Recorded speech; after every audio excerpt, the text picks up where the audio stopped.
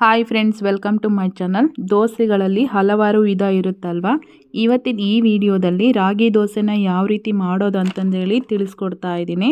ಇದಕ್ಕೆ ಅಕ್ಕಿ ಹಾಕಿಲ್ಲ, ಮೊಸರು, ರವೆ, ಸೋಡಾ ಇದ್ಯಾವುದು ಕೂಡ ಹಾಕಿಲ್ಲ. ತುಂಬಾ ಚೆನ್ನಾಗಿರುತ್ತೆ, ಬಾಯಲ್ಲಿಟ್ಟರೆ ಕರಗುತ್ತೆ. ಹಾಗಾದರೆ ಇದನ್ನು ಹೇಗೆ ಮಾಡೋದು ಅಂತಂದೇಳಿ ಒಂದು ಸಲ ಚೆಕ್ ಮಾಡೋಣ.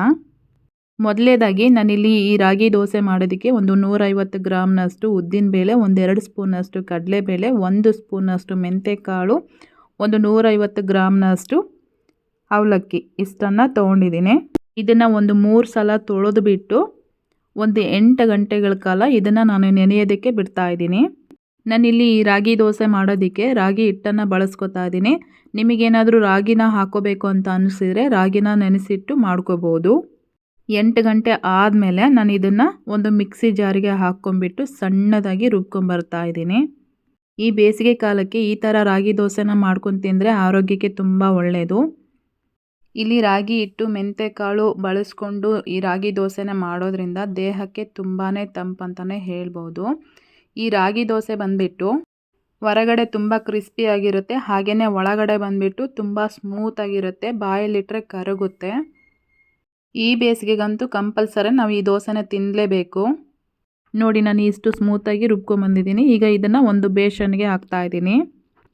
ಈಗ ಇದ್ರ ಜೊತೆಗೇ ನಾನು ಯಾವ ಬೌಲಲ್ಲಿ ಅವಲಕ್ಕಿ ಮತ್ತು ಉದ್ದಿನಬೇಳೆನ ತೊಗೊಂಡಿದ್ನಲ್ವ, ಅದೇ ಬೌಲಲ್ಲಿ 1-2 ಬೌಲಷ್ಟು ನಾನು ರಾಗಿ ಹಿಟ್ಟನ್ನು ನಾನು ಸೇರಿಸ್ಕೊತಾ ಇದ್ದೀನಿ. ನಿಮಗಿಲ್ಲಿ ಬೇಕು ಅಂತಂದರೆ ಗೋಧಿ ಹಿಟ್ಟನ್ನು ಸಮೇತ ಹಾಕ್ಕೋಬೋದು. ಅಂದರೆ ಒಂದು ಬೌಲ್ ರಾಗಿ ಹಿಟ್ಟು, ಒಂದು ಬೌಲು ಗೋಧಿ ಹಿಟ್ಟನ್ನು ಸಮೇತ ನೀವು ಸೇರಿಸ್ಕೋಬೋದು, ಅದು ಸಹ ಚೆನ್ನಾಗಾಗುತ್ತೆ.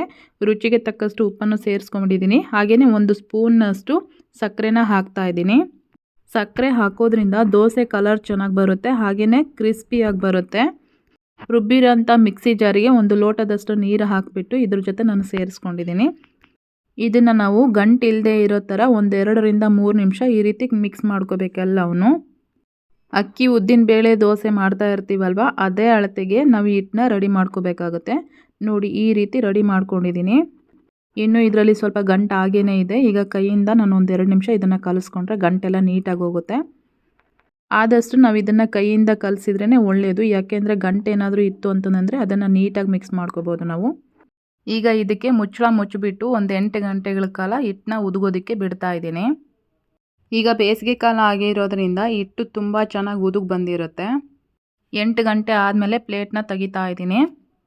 ಈಗ ಬೇಸಿಗೆ ಕಾಲ ಆಗಿರೋದ್ರಿಂದ ನಾನು ಪ್ಲೇಟ್ ಓಪನ್ ಮಾಡೋದಕ್ಕಿಂತ ಮುಂಚೆನೇ ಹಿಟ್ಟೆಲ್ಲ ಹೊರಗಡೆ ಚೆಲ್ಲಿಬಿಟ್ಟಿತ್ತು. ನಾನಿಲ್ಲಿ ಹಿಟ್ಟು ಕಲಿಸ್ಬೇಕಾದ್ರೆ ಸ್ವಲ್ಪ ಉಪ್ಪನ್ನು ಸಮೇತ ನಾನು ಸೇರಿಸ್ಕೊಂಡಿದ್ದೆ. ಸ್ವಲ್ಪ ಉಪ್ಪು ಕಡಿಮೆ ಆಯಿತು ಅಂತ ಅನ್ನಿಸ್ತು, ಮತ್ತೆ 1 ಸ್ಪೂನಷ್ಟು ಉಪ್ಪು ಸೇರಿಸ್ಕೊತಾ ಇದ್ದೀನಿ.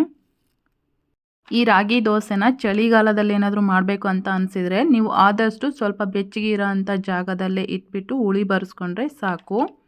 ಇದನ್ನು ಮಾಮೂಲಿ ದೋಸೆ ಮಾಡ್ತಾ ಇರ್ತೀವಲ್ವ, ಸೊ ಅದೇ ರೀತಿಯೇ ಮಾಡೋದು. ಹಾಗೆಯೇ ಈ ದೋಸೆ ಬಂದುಬಿಟ್ಟು ಹೊರಗಡೆ ಕ್ರಿಸ್ಪಿಯಾಗಿರುತ್ತೆ, ಒಳಗಡೆ ಮೃದುವಾಗಿರುತ್ತೆ, ತುಂಬಾ ರುಚಿಯಾಗಿರುತ್ತೆ.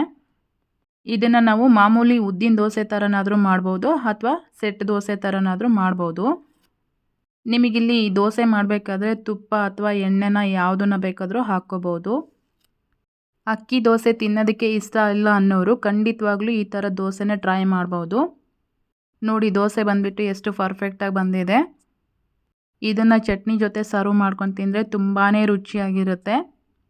ಸೊ ನೀವು ಮನೇಲಿ ಒಂದು ಸಲ ಟ್ರೈ ಮಾಡಿ. ಇವತ್ತಿನ ರೆಸಿಪಿ ಇಷ್ಟ ಆಗಿದ್ದರೆ ಒಂದು ಲೈಕ್ ಮಾಡಿ, ಕಮೆಂಟ್ ಮಾಡಿ, ಶೇರ್ ಮಾಡಿ. Thank you.